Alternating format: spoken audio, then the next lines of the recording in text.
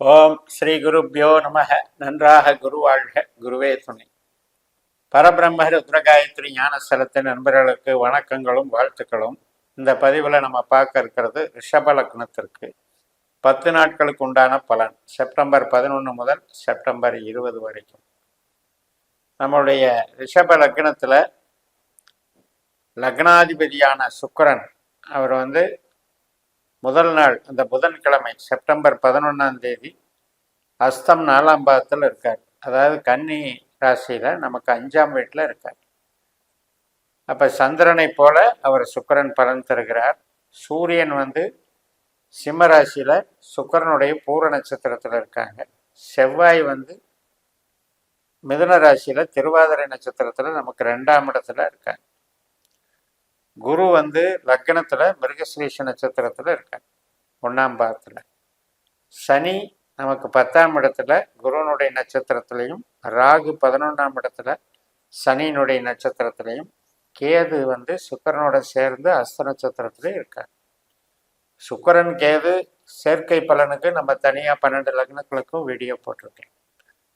இப்போ இந்த புதன்கிழமை அன்னைக்கு செப்டம்பர் 11 கேட்ட நட்சத்திரம் 7ஆம் வீட்டில் சந்திரன் புதன் மாதிரி செயல்படுறாரு.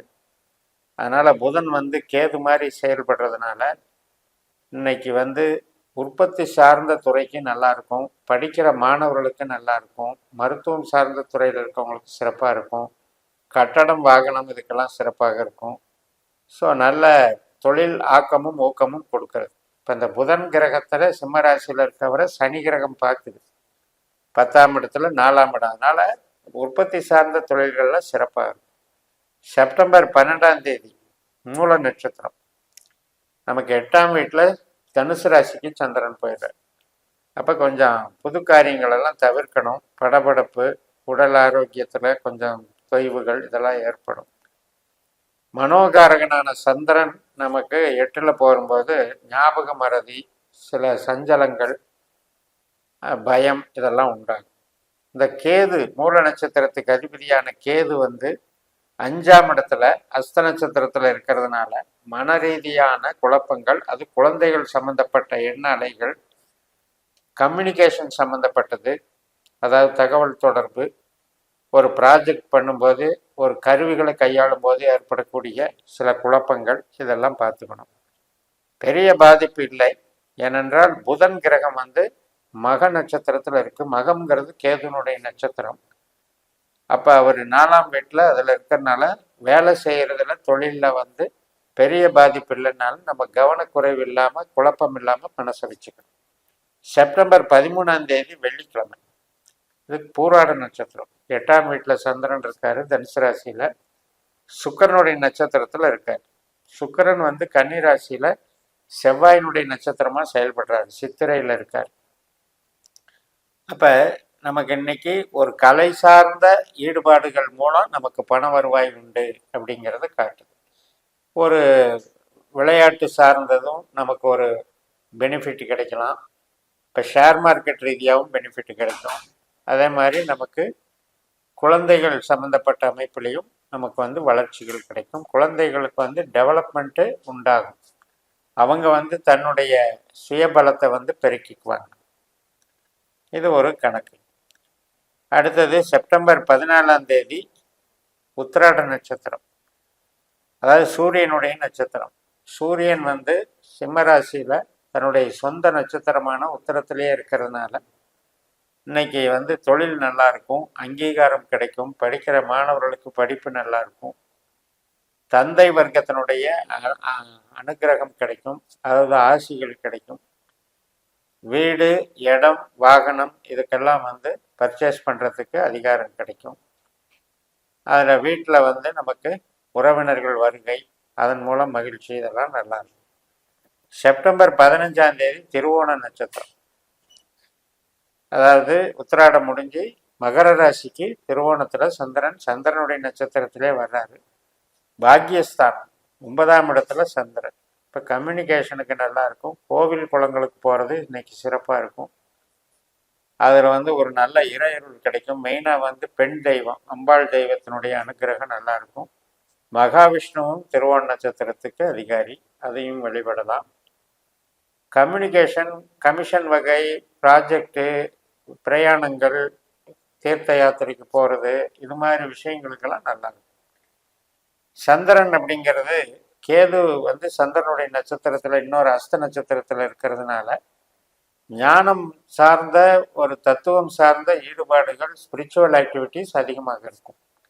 செப்டம்பர் 16ஆம் தேதி திங்கட்கிழமை அவிட்ட நட்சத்திரம் கும்பராசியில் 3ஆம் பாதத்தில் வந்துடுறாரு.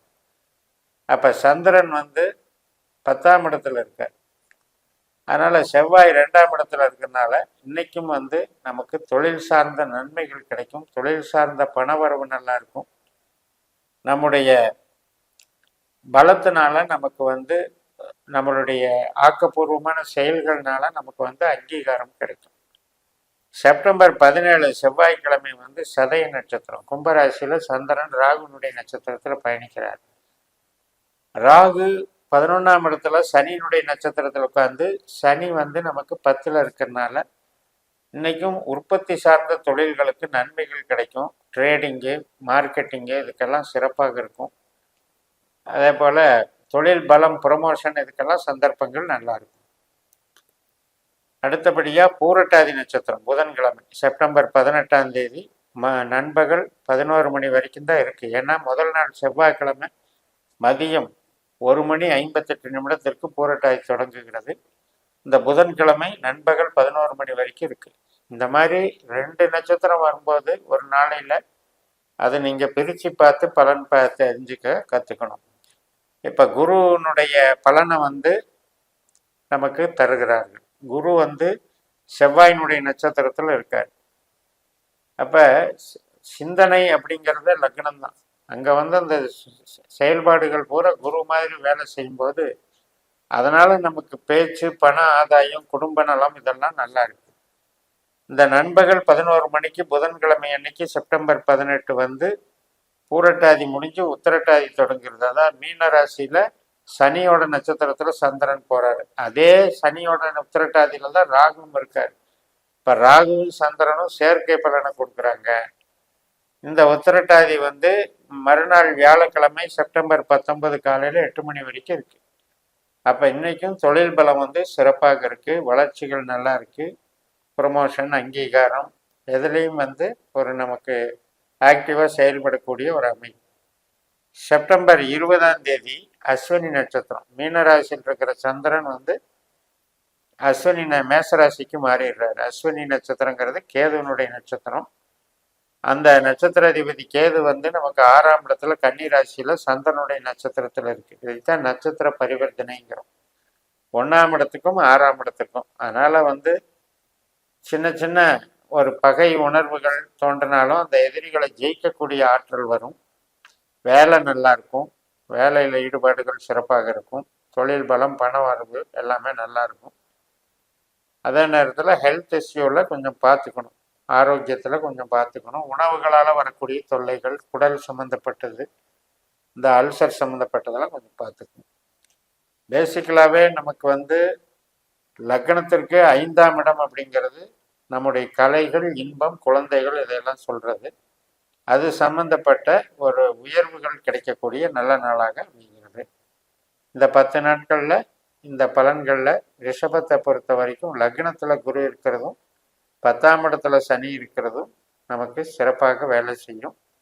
2ஆம் இடமான தனஸ்தானத்தில் செவ்வாய் இருக்கிறதும் லாபஸ்தானத்தில் ராகு இருக்கிறதும் பொருளாதார மேன்மையை தருகிறது என்று சொல்லி நிறைவு செய்கிறேன். இந்த சேனலை சப்ஸ்கிரைப் பண்ணி ஷேர் பண்ணுங்கள். உங்கள் தனிப்பட்ட ஜாதக பலாபலன்களை என்னுடைய வாட்ஸ்அப் நம்பரில் தொடர்பு கொண்டு பலன் பெறுங்கள். உங்களிடமிருந்து விடைபெறுகிறேன். உங்கள் ஜெயம் எஸ். நன்றி, வணக்கம்.